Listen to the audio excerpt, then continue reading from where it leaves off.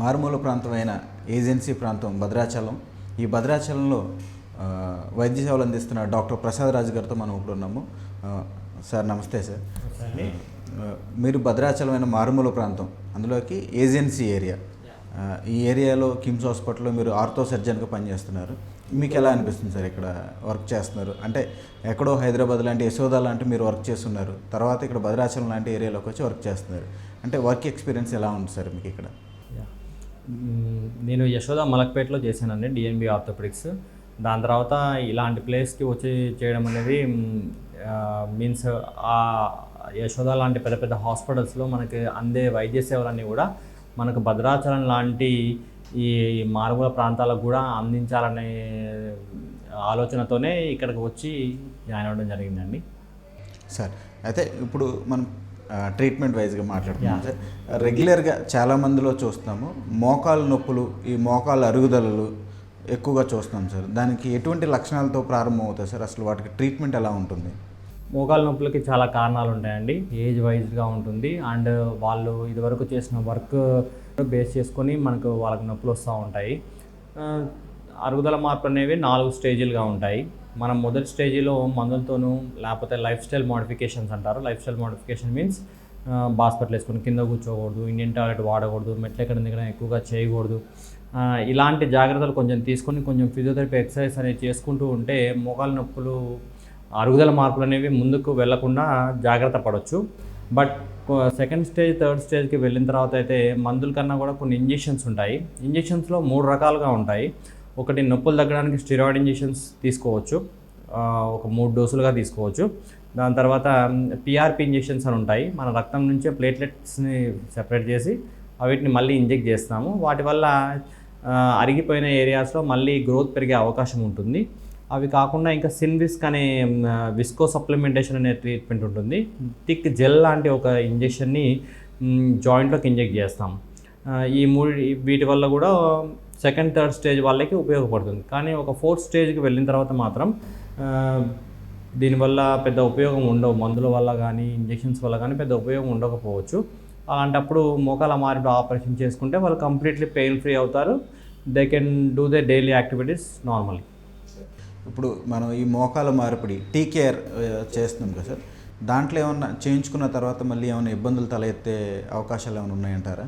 మోకాల మార్పిడి ఆపరేషన్కి మెయిన్ కాంప్లికేషన్స్ ఇన్ఫెక్షన్ వచ్చే అవకాశం ఉంటుంది ఫస్ట్ ఇనీషియల్ కొన్ని డేస్లో.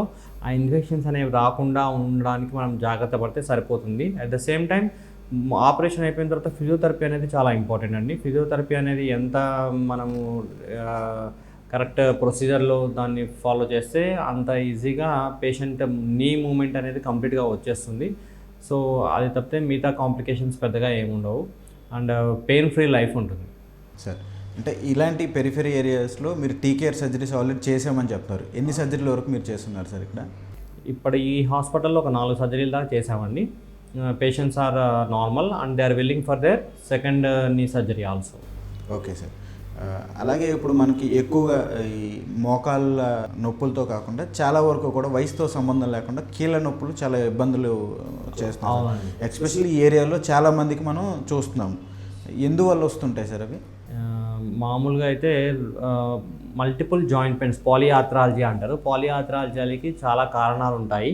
ఒకటి ఆస్టియోఆర్థరైటిస్ అయితే, రెండోది గౌటీ ఆర్థరైటిస్. గౌటీ ఆర్థరైటిస్ అంటే మనకు యూరిక్ యాసిడ్ అనే పదార్థం బ్లడ్లో రేజ్ అయినప్పుడు, అంటే మాంసాహారం తీసుకునే వాళ్ళు కానీ పప్పులు ఇవన్నీ తీసుకున్నప్పుడు ప్రోటీన్ నుంచి మనకు యూరిక్ యాసిడ్ ప్రొడ్యూస్ అవుతూ ఉంటుంది.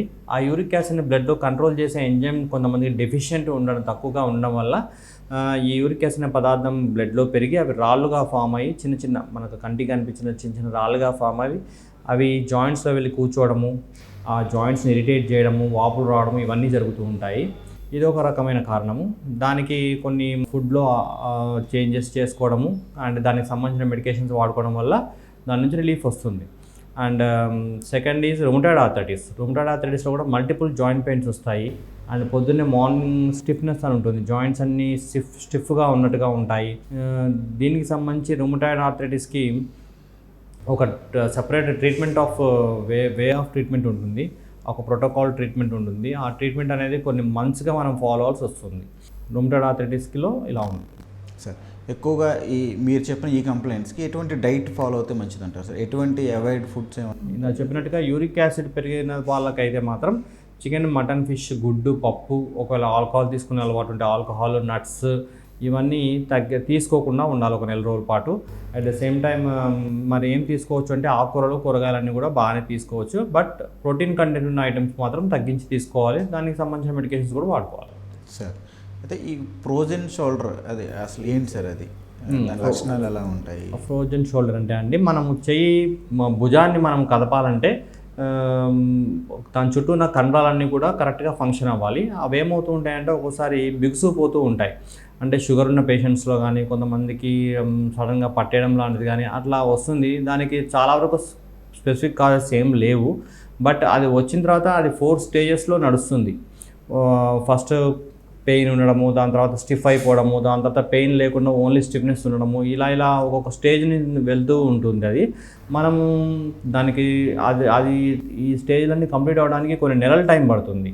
సో దాన్ని మధ్యలోనే బ్రేక్ చేసేసి మనము మెడికేషన్స్ ద్వారా ఆ పెయిన్ అనేది అంతకాలం ముందుకు వెళ్లకుండా ఉండడానికి అన్ని నెలలు భరించాల్సిన అవసరం లేకుండా దానికి సంబంధించిన జాయింట్లోకి ఇచ్చే ఇంజెక్షన్స్ కానీ అండ్ మల్టిపుల్ థెరపీస్, ఫిజియోథెరపీస్ కానీ ఇవన్నీ మోడాలిటీస్ ఉన్నాయండి.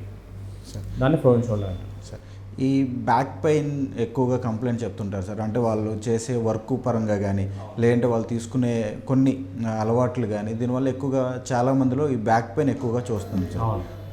దానికి ఏంటి సార్ అసలు ప్రాబ్లం దేనివల్ల ఎక్కువ ఉంటుందంటే? బ్యాక్ పెయిన్ అనేది ఎక్కువ ఎవరికి వస్తుందండి, కొంచెం మెనోపాజ్లోకి వచ్చిన వాళ్ళకి కొంచెం ఎక్కువగా వస్తుంది. మామూలుగా అయితే మెనోపాజ్ వచ్చేసరికి కొంచెం వాళ్ళకి బాడీలో కాల్షియం అనేది అబ్జార్ప్షన్ రేట్ అనేది తగ్గుతుంది, ఈస్ట్రోజన్ హార్మోన్ తగ్గిపోవడం వల్ల. దానివల్ల బ్యాక్ పెయిన్స్ అన్నీ వస్తూ ఉంటాయి. అది కొంచెం వంగి బరువులు ఎత్తడం లాంటిది కానీ ఇలాంటి ఇష్యూస్ ఉన్న వాళ్ళలో కూడా ఇంకెక్కువగా ఉంటుంది. దానికి మనం ఎక్స్రేస్ తీసుకొని చూస్తాము. అట్ ద సేమ్ టైం కొన్ని బ్లడ్ టెస్ట్ కూడా రన్ చేసి దాంట్లో ఎక్కడ ప్రాబ్లం అనేది మనం కనుక్కోవాలి. ఎక్కడ ప్రాబ్లం ఉందో చూసుకొని దాని తగ్గట్టుగా ఆ లైన్ ఆఫ్ ట్రీట్మెంట్ వెళ్ళాలి.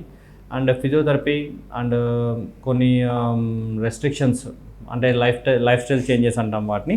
లైఫ్ స్టైల్ చేంజెస్ అంటే వంగి బరువులు ఎత్తడం లాంటిది కానీ, నేల మీద పడుకోకూడదు, నవ్వారు మంచం మీద పడుకోకుండా బెడ్ మీద పడుకొని ఉండాలి. పడుకొని లేచినప్పుడు స్ట్రైట్గా లేకుండా ఒక పక్క తిరిగి లేకడం లాంటిది. ఇంకా వంగి చేసే పనులని కూడా కూర్చొని చేసుకునేలాగా చేసుకోవాలి. ఇవన్నీ కూడా లైఫ్ స్టైల్ మోడిఫికేషన్ చేసుకోవాలి. కానీ ఒక్కోసారి ఏమవుతుందంటే వెన్నుపూసలో ఉన్న డిస్కులు కొంచెం వెనక్కి జరిగి నరాన్ని ఒత్తుతూ ఉంటాయి. ఒత్తుతున్నప్పుడు ఏ కాలుకి వెళ్తున్న నరాన్ని ఒత్తుతుందో ఆ కాలంతా కూడా లాగుతున్నట్టుగా వస్తుంది. తిమ్మిళ్ళు, మంటలు అండ్ లాగేసినట్టుగా బాగా మొద్దుబారిపోయినట్టుగా ఉంటాయి కాళ్ళు ఒక్కోసారి. వాటికి సంబంధించి ఎంఆర్ఐ స్కాన్ తీసుకుంటే మనకు నరం మీద ఎంత ఒత్తిడి కలుగజేస్తుంది అనే విషయం తెలుస్తుంది. దాన్ని బేస్ చేసుకొని మనము కొంచెమే ఒత్తిడి కలుగుతుంది అంటే మందులు, ఫిజియోథెరపీ వల్ల అవుతుందండి. మరి కొంచెం మోడరేట్గా ఉంది అంటే వెన్నుపూసలోకి ఇంజక్షన్లు ఇచ్చి కూడా చేయొచ్చు.